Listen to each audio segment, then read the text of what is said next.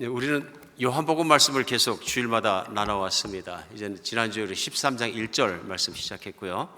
13장부터 시작해서는 아주 특별히 더 귀한 것이 시작됩니다. 하나님 말씀이 다 귀합니다만은 많은 분들이 말씀하실 때 요한복음을 얘기할 때 1장에서 12장까지는 성막에 비유한다 그러면 성서 부분에 해당하고, 어쩌면 13장에서 16장까지 13, 14, 15, 16장 4장은 지성소에 해당한다고까지 표현을 합니다.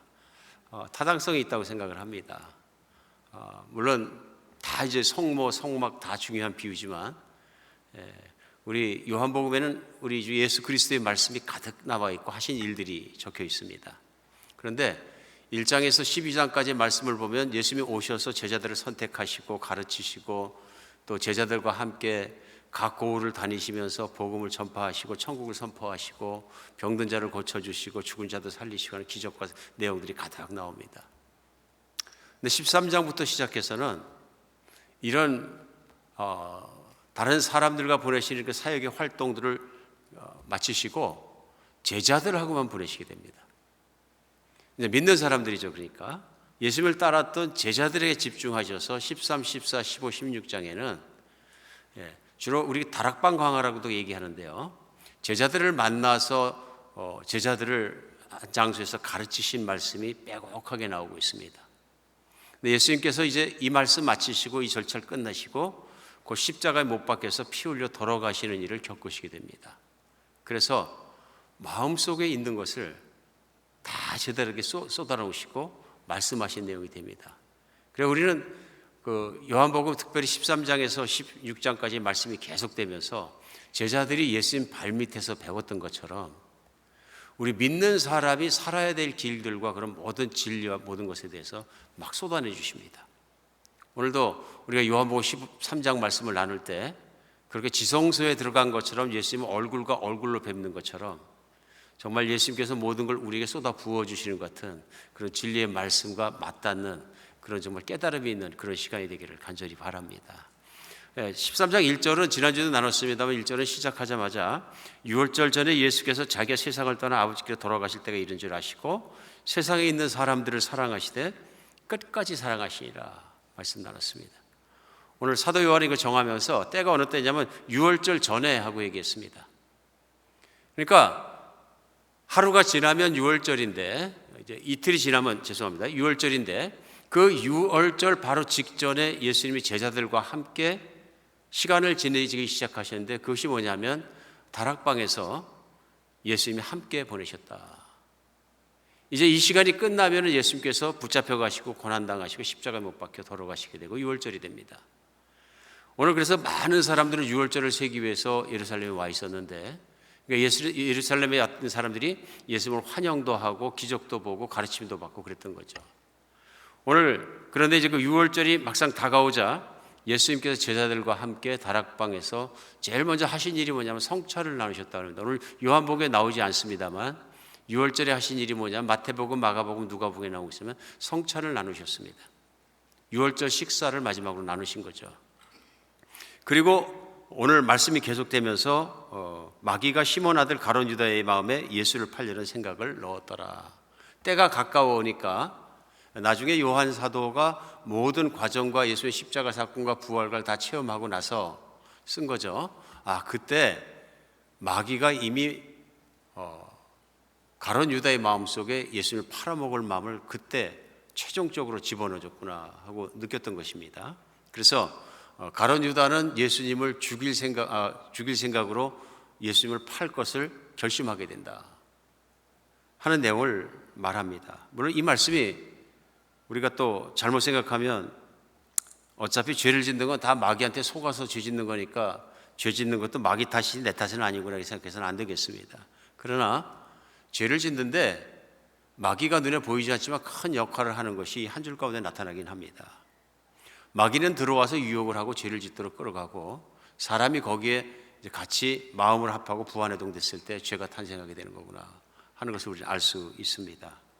3절에 보면 저녁을 먹는 중에 예수께서 아버지께서 모든 것을 자기 손에 맡기신 것과 또 자기가 하나님께로부터 오셨다가 하나님께로 돌아갈 것을 아시고 하면서 저녁 먹는 중에 성찬을 나누시던 중에 하는 내용이 나옵니다. 하신 일이 뭐냐면 4절에 저녁에 잡수던 자리에서 일어나 겉옷을 벗고 수건을 가져다가 허리에 두르시고 대에 물을 떠서 제자들의 발을 씻으시고 두르신 수건으로 닦기 시작하셨다.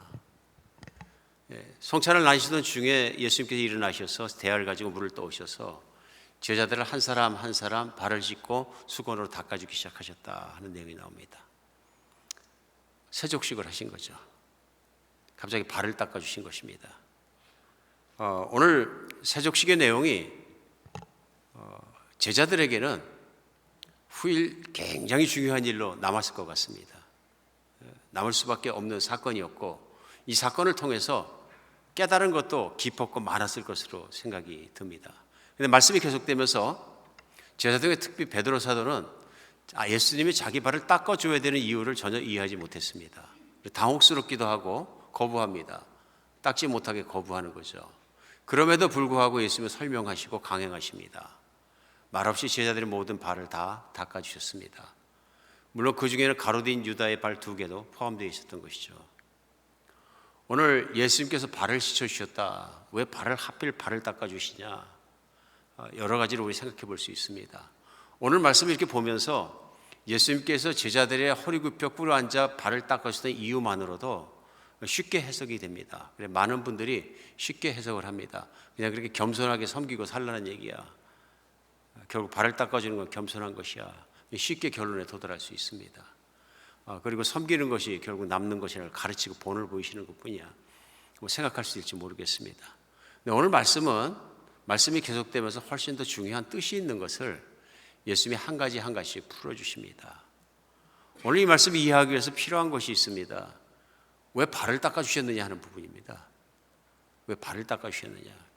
이걸 베드로 사도도 이해를 못했습니다. 계속되는 말씀이에요. 6절에 시몬 베드로에게 이르시니 베드로가 이르되 주여 주께서 내 발을 씻으시나이까 하고 얘기합니다. 반대하는 겁니다. 그러면서 7절에 예수께 대답하시되 내가 하는 것을 내가 지금은 알지 못하나 이후에는 알리라. 저는 오늘 말씀을 이해하는데 7절이 굉장히 중요하다고 생각합니다. 예수님 말씀하실 때 베드로 보고 내가 왜 발을 닦아주는지 지금은 네가 이해하지 못할 거다. 나중에 알게 될 것이다 하고 말씀하십니다. 그러니까 예수의 발 닦아주시는 그 의무 자체를 설명해서 지금은 모른다 그런 말씀하신 것입니다. 그러면서 발을 계속 닦아주십니다. 그러면서 8절에 베드로가 이르되 내 발이 절대로 씻지 못하시리이다. 예수께서 대답하시되 내가 너를 씻어주지 않으면 네가 나와 상관이 없느니라. 베드로 사도가 절대로 못 씻습니다. 어떻게 주님이 내 발을 씻습니까? 하고 얘기합니다. 제가 곰곰이 생각해 보니까 베드로 사도가 아마 예수님께서 내가 네 발을 씻어주고 그 다음에 다른 제자들 발을 네가 씻어줘라 그랬으면 얼른 했을 것 같습니다. 그런 생각이 들었습니다. 좀 나서기 좋아할 때 그러지 않습니까? 예수님께서 그를 제자 중에 최고로 우두머리가 된다고 인정하셨다면 그 이해가 갑니다. 발을 닦음으로 제가 그런 자리에 들어가고 금방 했을 것 같은데 죽어도 안 됩니다 하고 물러선 겁니다. 그러자 예수님께서 상당히 심한 말씀하신 거죠. 내가 너를 씻어주지 않으면 너는 나하고 상관이 없다 그러신 거예요. 놀라운 말씀이죠. 이때 베드로 사도가 또 겁이 났던 것 같습니다. 성품이 보입니다. 이리 갔다 저리 갔다 하는 거죠. 아닙니다. 그럼 지금 온몸 다 씻어주십시오. 예수님하고 관계되는 일이라면 제가 열심히 따라가고 싶습니다. 고백하는 그의 모습이 나옵니다. 예수님께서 이미 목욕한 자는 발밖에 씻을 필요가 없느니라. 너희가 다 깨끗하다 그러시면서 너희 중에 하나는 아니다 하고 말씀하십니다. 오늘 몸이 이미 깨끗한 자는 발만 닦으면 된다 하고 말씀하신 내용입니다. 오늘 이 말씀 속에서 예수님은 그 많은 걸 하실 수 있는데요. 제자들에게 마지막 헤어지면서 이 마지막 때 성찬을 나누시면서 2가지 하신 거거든요. 이 2가지가 뭐냐면 다락방에서 하신 게 성찬을 나누신 것과 발을 닦아주신 것입니다. 굉장히 중요한 사건인 거죠. 이 사건을 통해서 저희가 오늘 말씀을 들여다봐야 된다고 생각합니다. 우선은 왜 발이냐 하는 것입니다. 신체 많은 부분이 있거든요. 손을 닦아주셔도 되고요. 밥을 먹어야 되니까 손이 깨끗해야 되니까 대야를 가져오셔서 손을 닦아주셔도 되고 그 다음에 얼굴을 닦아주셔도 됩니다. 그런데 해필이면 발을 닦아주셨습니다. 이유가 있다고 믿어집니다. 이유가 있는 것이 중동에서는 아마도 제일 신체 중에 더러운 부분으로 많이 얘기하는 것이 뭐냐면 발이라고 믿는 것 같습니다.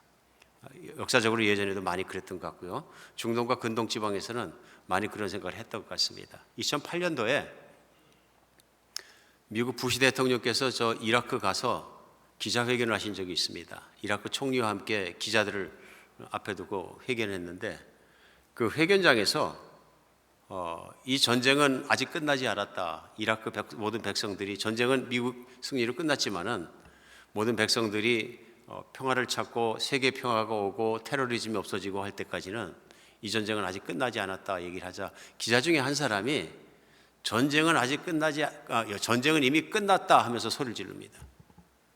그러면서 그 사람이 자기 신발을 벗어서 두 짝을 차례로 집어 던졌습니다. 가까운 데서 부시 대통령이 던졌기 때문에 맞을 뻔했습니다.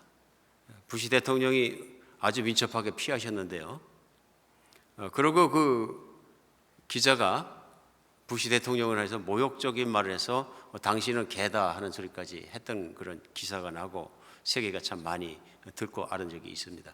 근데 그때 많이 나왔던 기사가 뭐냐면 왜 하필 신발 던졌느냐 그런 얘기입니다. 왜 하필 기자가 대통령을 가까운 데 있었기 때문에 헤아려고 그랬으면 카메라나 묵직한 거나 컴퓨터를 집어 던졌으면 머리라도 다쳤을 텐데 이거 왜 신발이냐. 그 이유는 분명하게 나왔습니다. 중동에서 모욕을 줄 때 가장 천하다고 생각하는 신발을 벗어 던지는 것이 모욕이라고 생각했는데 모욕 주기 위해서 그렇게 했다 하는 것입니다.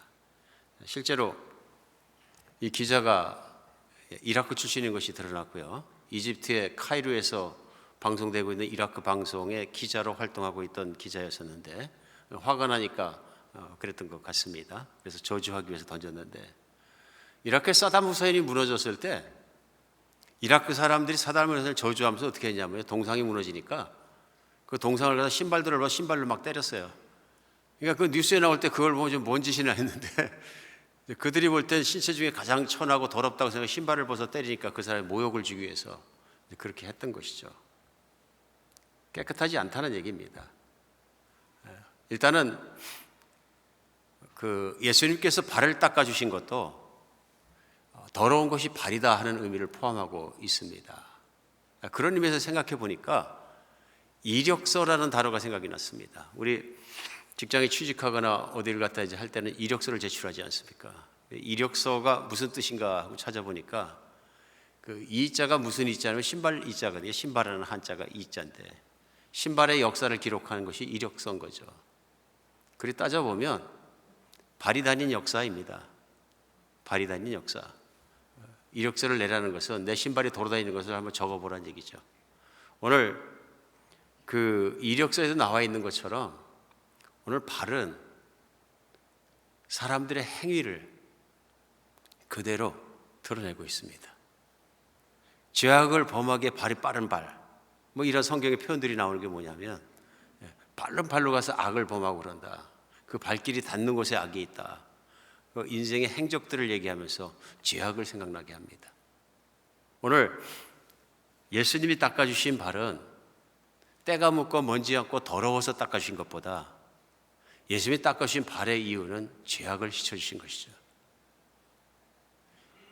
제자들이 예수님을 믿고 죄를 용서받고 거듭나고 정말로 예수님을 믿는 사람이 되어서 새 사람이 되었다 할지라도 죄를 또 짓는다는 거죠. 죄를 짓기 때문에 그 죄를 닦아주시는 것이 예수님의 섬기심인 것이 분명합니다. 그러니까 예수님께서 베드로 사도에게 지금은 이해하지 못하고 나중엔 이해하리라. 왜 그렇습니까? 예수님의 십자가에 못 박혀 죽으시고 피 흘려 죽으셔서 죄를 용서해 주시는 대속의 은혜 십자가의 죽음과 관계가 있습니다. 내가 십자가에 죽고 피 흘려 죽고 너에게 죄가 용서를 완전하게 받고 내가 승천하고 부활하고 그런 모든 모습을 보게 됐을 때 그것과 관계가 있다는 걸 오늘 말씀하시는 걸 알 수 있습니다. 오늘 예수님께서 하시는 두 가지 성찬식과 세족식은 동일하게 구원과 관계가 있습니다. 무엇으로부터요? 죄로부터요. 여기서 무엇을 할 수 있냐면 예수님께서 마지막으로 제자를 떠나기 전에도 가장 큰 관심이 뭐냐면요, 제자들을 죄로부터 지키는 것입니다.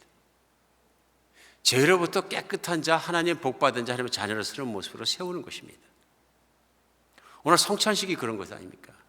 성찬식 식사를 하는데 성찬식을 나누면서 중요한 것은 무엇을 드셨느냐, 어떻게 드셨느냐가 중요한 게 아니라 성찬식 중에 하신 말씀입니다.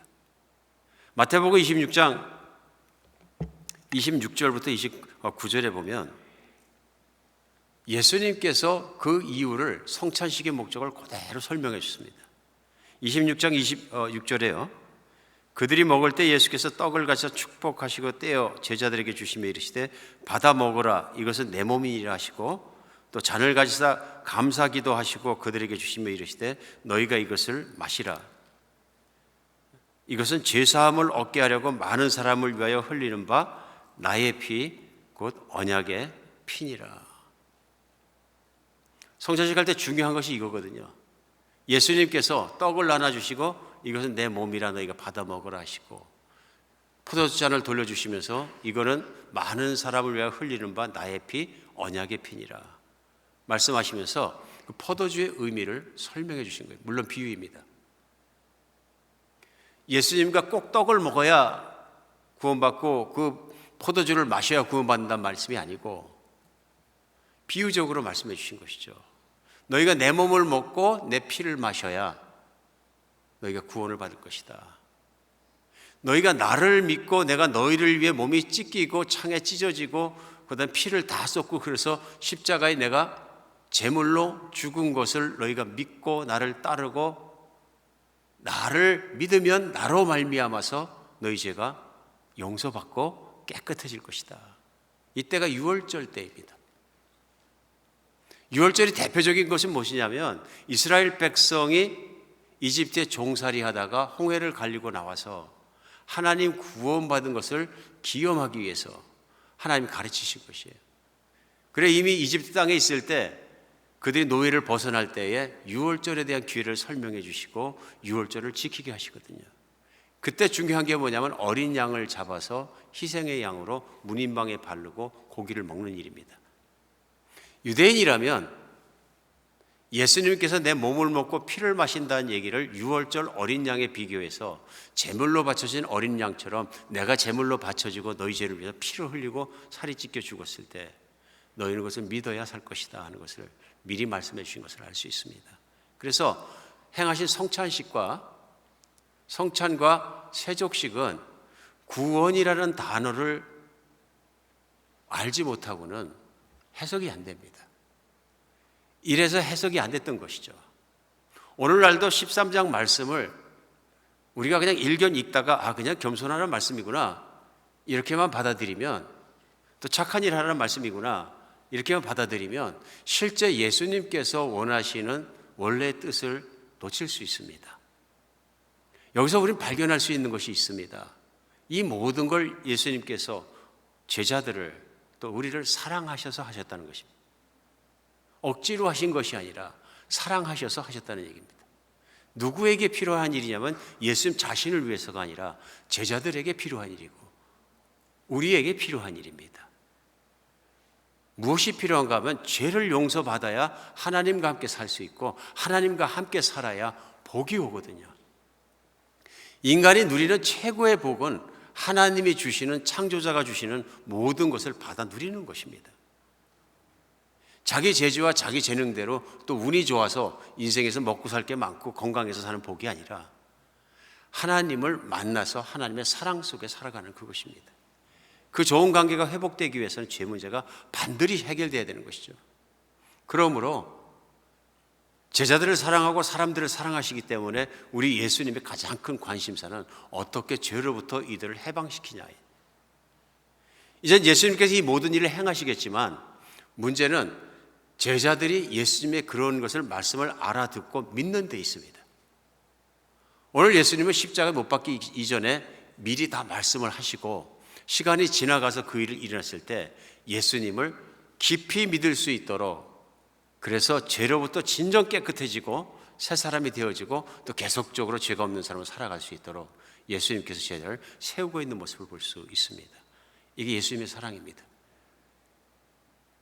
복을 가지고 살기를 원하는 거죠. 오늘 본문 마지막에는 그래서 17절에 오늘 요한복음에서 말씀하실 때 뭐냐면요, 이리 말씀하십니다. 너희가 이것을 알고 행하면 복이 있으리라. 오늘 발을 닦아주신 의미입니다. 발을 닦아주신 의미를 이해하고 알고 깨달을 뿐만 아니라 그렇게 행하면 복이 있으리라 말씀하시는 거예요. 이 땅에서 오셔서 지옥에 대해서 가장 많이 말씀하신 분은 예수님이십니다. 지옥에 대해서 많이 말씀하셨어요. 왜 그럴까요? 지옥이 나쁜 것을 알아야 천국을 가야 되는 것에 간절한 마음이 생기죠. 지옥은 하나님이 없는 것입니다. 무엇보다 하나님의 자비하심과 인자하심과 사랑이 없는 것입니다. 지옥은 하나님을 대적하고 교만하게 함을 대적했던 마귀를 위해서 준비된 것입니다. 그러나 마찬가지로 교만해서 하나님을 대적했던 사람들도 전국적으로 회개하지 않으면 들어가는 것이 지옥입니다. 지옥에는 죽음을 구하여도 죽음을 받지 못하고 영원한 시간 속에 불에 타는 것 같은 고통을 영원히 겪으면서 비명을 치며 살아야 할 수밖에 없는 하나님의 긍휼하심을 받지 못하는 것입니다. 예수님은 이런 인생을 불쌍히 여기시고 그 죄를 깨닫고 죄를 깨끗함 받아서 예수님과 함께 살아가는 복락의 삶을 살 수 있도록 그 길을 인도하기 원하시는 겁니다. 이거 최고의 관심인 것이고요, 최고의 사랑이고 그것을 이루어 가시는 과정인 거죠. 여기에 첫 번째 수혜자들이 누구냐면 제자들인 것입니다. 그런데 예수님께서는 제자들을 가르치면서 말미암아 제자들을 통해서 말씀이 전파되고 믿을 사람들에게까지도 온전한 제사함에 이르고 죄로 말미암아 해방되고 죄로부터 해방되고 온전한 복을 받고 살아가기를 원하시는 것이죠.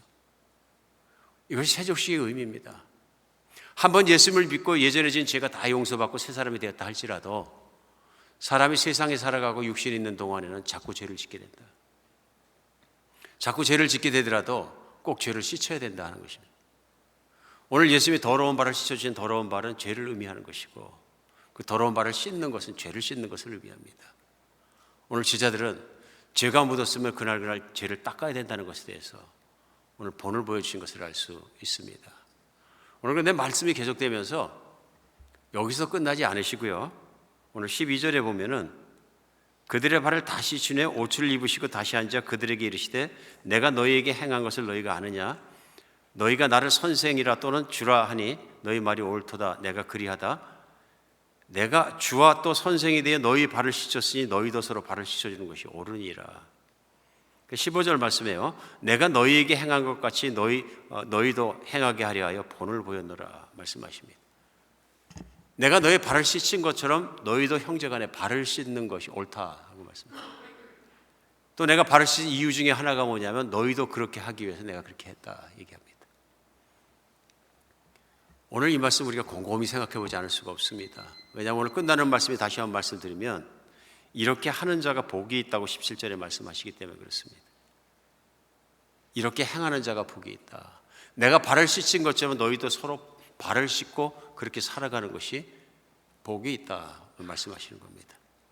오늘 제자들은 분명히 이 말씀을 깨달았을 것입니다. 당시에는 다락방에서 예수님과 함께 애찬을 나누고 발을 닦아주실 때는 이해하지 못했을 것입니다. 훗날 이해하게 된 것입니다. 왜 예수님께서 그런 말씀하셨는지, 특별히 그 발 중에는 유다의 발도 있었다는 거예요. 유다의 발도 씻어주면서 마지막까지 기회를 주고 하셨던 예수님이 생각이 났던 것이죠. 특별히 제자들은 기억이 잘 났을 것 같습니다. 왜냐하면 아랫사람이 발을 닦아주면 잘 기억이 안 납니다. 그렇죠? 목욕탕에 갔는데 때 미는 분이 발을 닦아주고 몸을 닦아줬다. 그럼 기억날 일이 없습니다. 내가 돈 주고 때 닦아준 거니까 고맙긴 하더라도 평생 잊지 않을 만큼 감사하고 눈물 흘릴 만큼 감사할 일이 뭐 있겠습니까? 그런데 내가 알지도 못하던 정말 높으신 분이 만나기도 어렵고 만나줄 수도 없는 사람인데 나를 찾아와서 발을 닦아주면 그건 평생 기억합니다.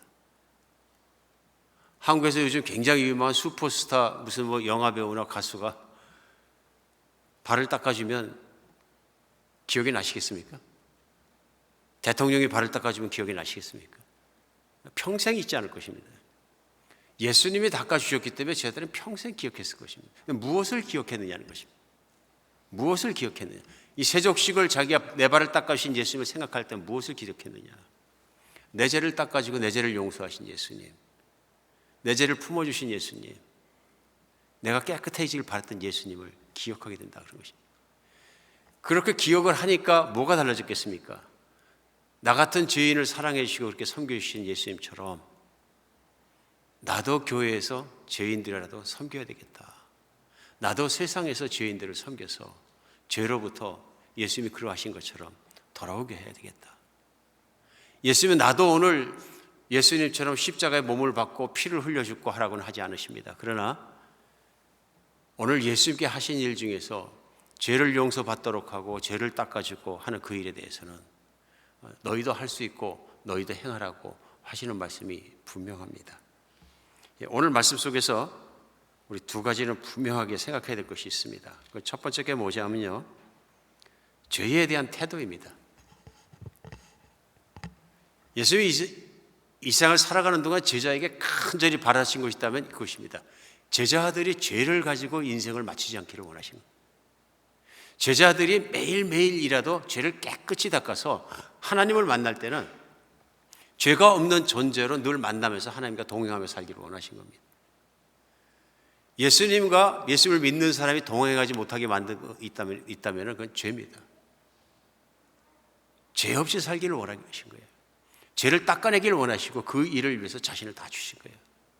얼마나 간절하게 예수님께서 그를 원하셨는지 제자들의 세족식을 통해서 마지막 시간에 다른 모든 일을 제껴놓고 발을 닦아주신 일을 통해서 보여주신 것이라고 믿습니다.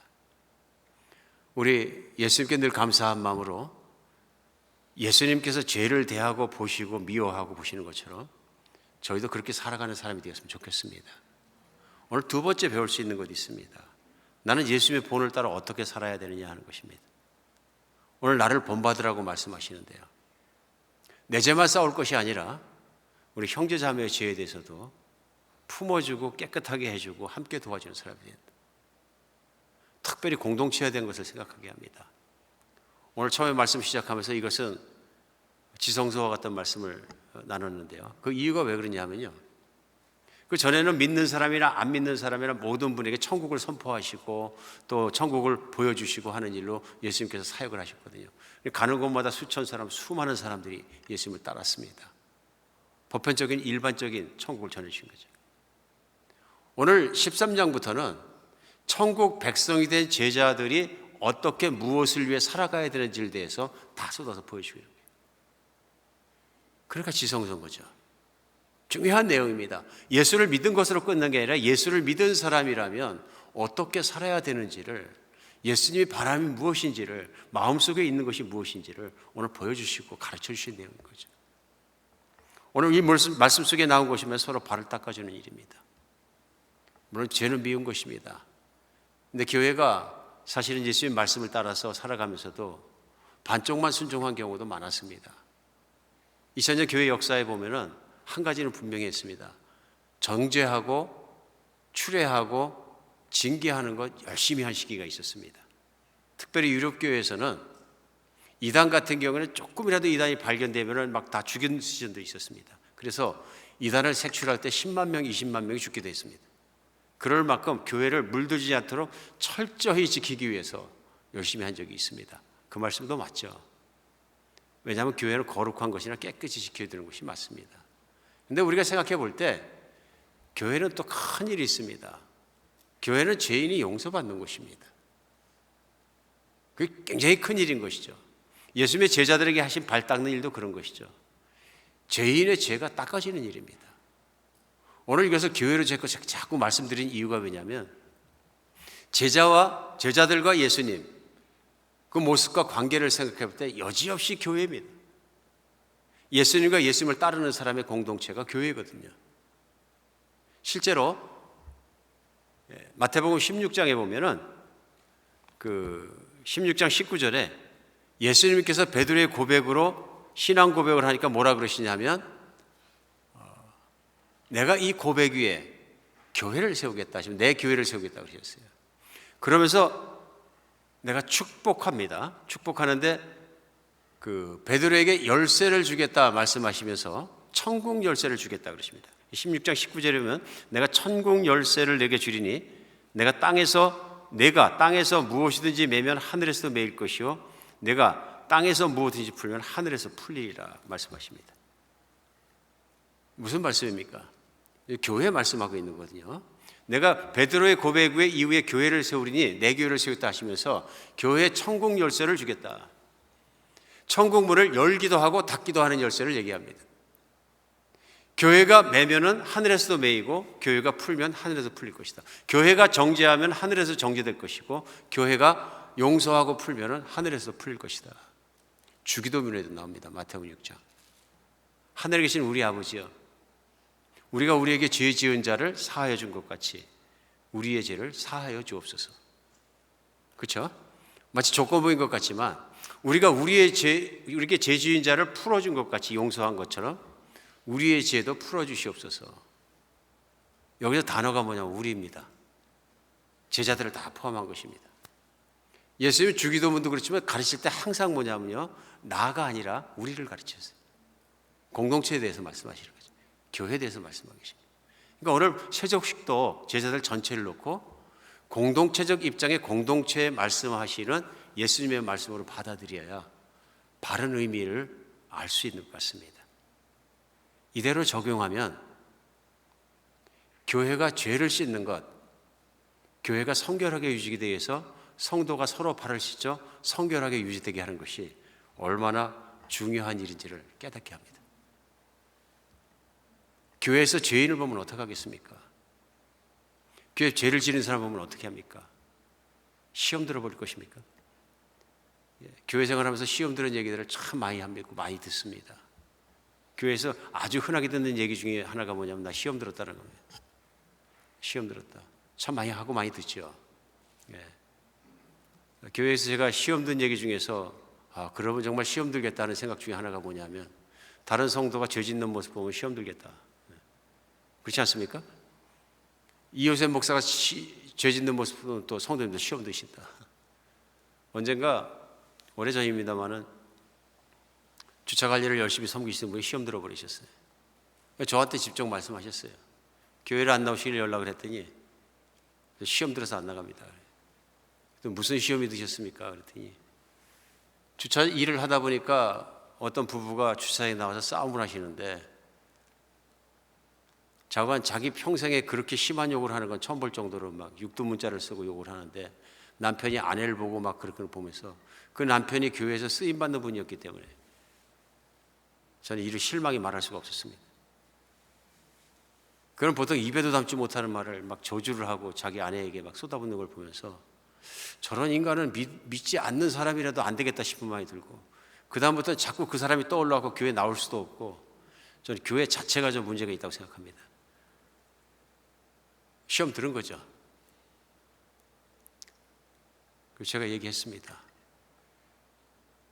교회는 예수 믿어 의인 됐지만 온전하게 의인 되는 길을 걸어가기 위해서 끊임없이 성품이 변하고 있는 사람들, 죄인들이 모인 곳입니다.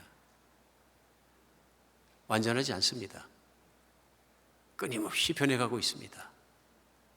죄를 졌다가 또 회개하면 또 용서받고 그러면서 예수님이 원하는 모습으로 끊임없이 변하고 있는 사람들이 가득 찬 곳입니다. 만약 교회에 와서 완벽한 의의를 찾으려고 그런다면 번번이 시험 들 것입니다.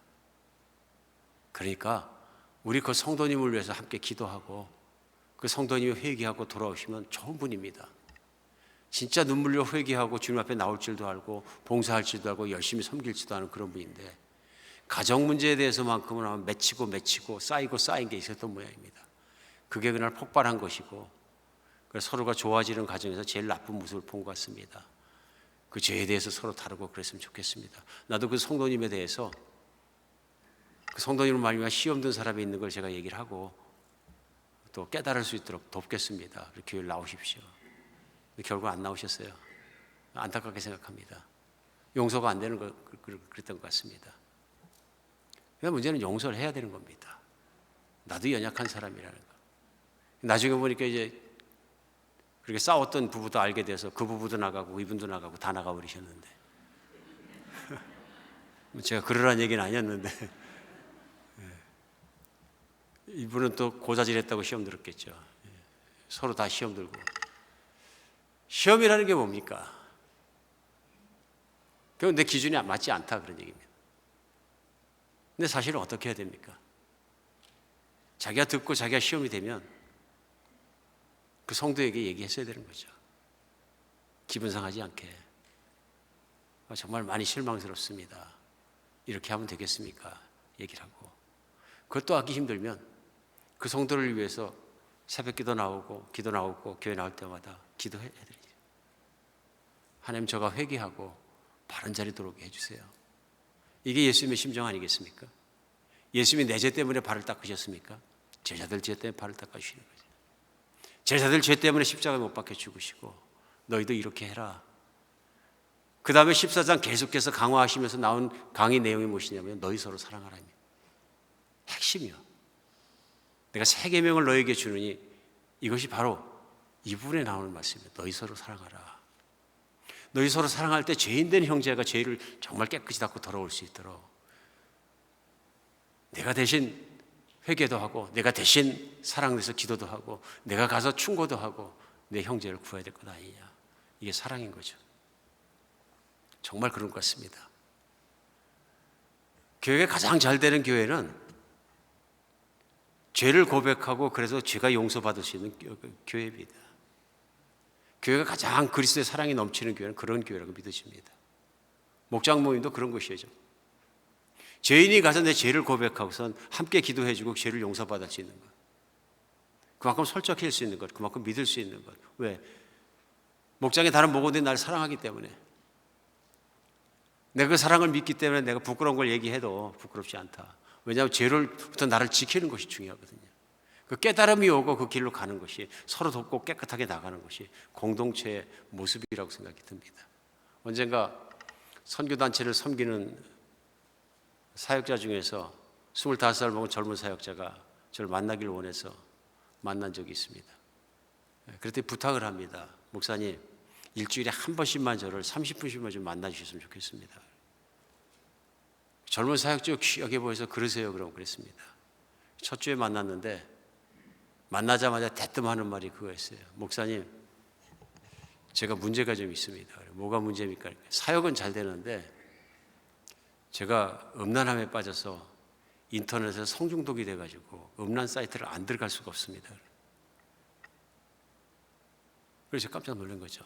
그럼 회개하세요. 그랬더니 목사님 회개를 했는데 또 죄를 짓고 그래갖고 못 끊겠어요. 그래서 목사님한테 부탁을 좀 드리겠습니다. 일주일 만에 한 번씩 이 시간에 올 테니까 목사님 저를 만나거든 너 음란 사이트 들어갔냐? 하고 물어보십시오. 그리고 저를 아버지처럼 꾸짖어 주십시오. 혼내 주십시오. 제가 이렇게 볼 때 고맙고 기특해 보였어요. 살겠다는 거거든요. 자기가 음란한 상태에서 아무리 사역 많이 해도 소용이 없거든요. 하나님 기뻐하실 것 같지가 않거든요. 그래서 삶도 의욕이 없어지거든요. 모든 죄책감에 누르고 있으니까 아무 의미가 없어지고 예수를 안 믿는 사람이 뭐는데 믿는 사람이 그러니까 이제 몸부림치게 되는 거죠. 근데 죄의 사슬이 한번 묶이니까 막 중독이 되어서 꼼짝 못하고 끌려다니는 거죠. 이런 자신이 비참한 모습을 보니까 도움이 필요하다. 그게 겸손해진 거죠. 살려고 그러는 거죠. 너무 고마웠어요. 나를 믿고 얘기를 하는구나, 이 젊은이가. 내가 혼내주면 도움이 되겠구나. 만날 때마다 한 번씩 심각하게 물어봤습니다. 솔직히 요즘도 흔들립니까? 계속 흔들린다는 거예요. 한동안 만났는데요. 그러니까 뭐 그 얘기만 한 것이 아니라 이런저런 신앙 얘기들, 말씀 얘기들 나누고 이렇게 하다가 한참이 지나고 나서야 이 형제가 활짝 핀 표정으로 얘기해. 3주가 이제 꼼짝도 안 하고 괜찮았습니다. 만날수록 기간이 잘 가더니 극복을 했어요. 너무 감사하다고요. 형제를 얻은 기분이었어요, 진짜. 이게 발시쳐 주는 거구나. 당신이 죄 지었으니까 당신 같은 시험 들어갖고 난 평생 이제 다시는 당신 같은 인간은 안 볼 거야. 이거는 은혜를 못 받은 거죠. 은혜가 필요한 거죠. 우리 섬기면서 열심을 되게 강조하게 됩니다. 열심 중요한 거죠. 열심보다 중요한 게 있습니다. 말씀을 이해하고 복음 안에서 사랑하는 것입니다. 복음을 모르고 제사함의 십자가와 이 모든 걸 모르면 아무리 열심히 섬겨도 율법적으로 변합니다. 율법적으로 변하면 교만에 붙잡힙니다. 교만이 죄거든요.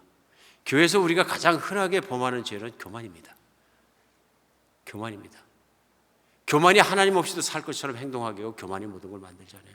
형제를 사랑하면 내가 가진 것과 내가 뭐한 것과 내가 된 것과 무슨 뭐 재산과 학력과 경력과 이런 거 자랑하지 않습니다.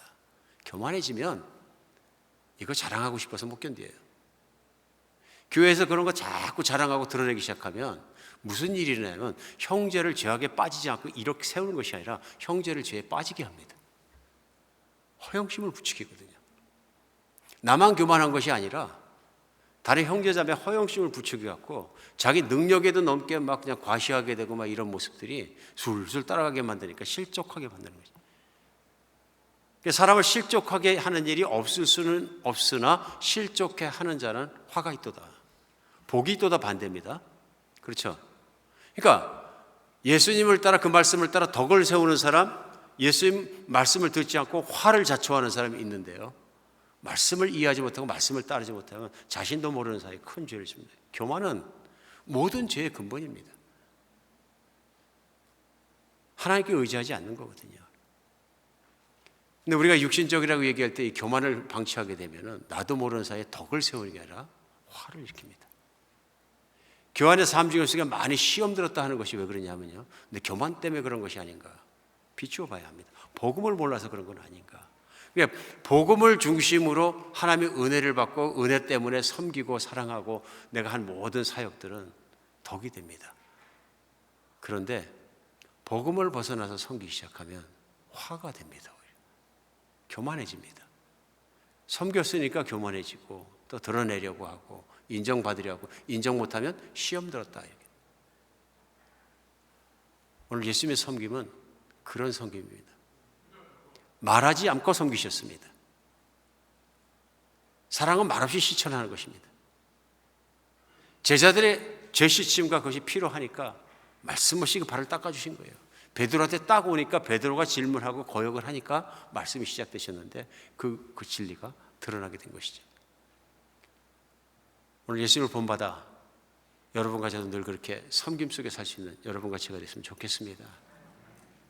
제가 얼마나 하나님과 우리 관계를 파괴하는지 분명히 깨달아서 우리가 깨어서 주님 앞에 깨끗한 모습으로 늘 살아가고 살 뿐 아니라 내 형제 자매의 영적인 모습과 그런 것도 늘 관심 있고 사랑해서 위에서 중보기도 해주고 같이 하고 같이 나누면서도 세워줄 수 있고 도와줄 수 있는 여러분과 제가 됐으면 좋겠습니다. 오늘 중보기에 해당하는 형제 자매님들이 자기가 지은 죄가 아닌 형제 자매를 놓고 울면서 회개하는 모습 보면서 참 감동 많이 받았어요. 이거거든요. 왜냐하면 다른 사람의 죄의 자리에 내가 들어가는 건 세상에 가장 끔찍한 일입니다.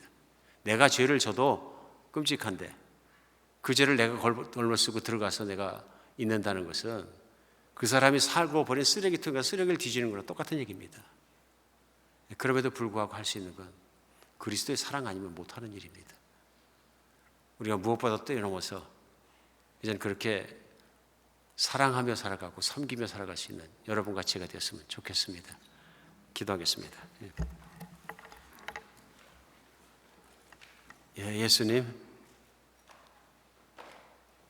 오늘 요한복음 13장 속에서 죄를 다루시는 예수님의 태도와 또 그것을 제자들이 함께 다루기 원하는 모습들에 대해서 다시 한번 그 말씀을 통해서 깨닫습니다. 이젠 진정으로 내가 주님 앞에 깨끗하게 일어나 살 뿐 아니라 나만 살 것이 아니라 내 형제 자매도 돌아볼 수 있도록 하여 주시고 그것이 섬김이 되게 하여 주시옵소서. 정죄하기보단 사랑하고 사랑으로 정말로 섬겨서 제가 깨끗하게 되는 길로 인도할 수 있게 하여 주시옵고 함께 걸어가게 하여 주시옵소서. 주님의 사랑이 넘쳐 그 길을 함께하는 공동체를 또한 세워주시기를 간절히 기도합니다. 우리 주 예수 그리스도의 이름으로 기도합니다.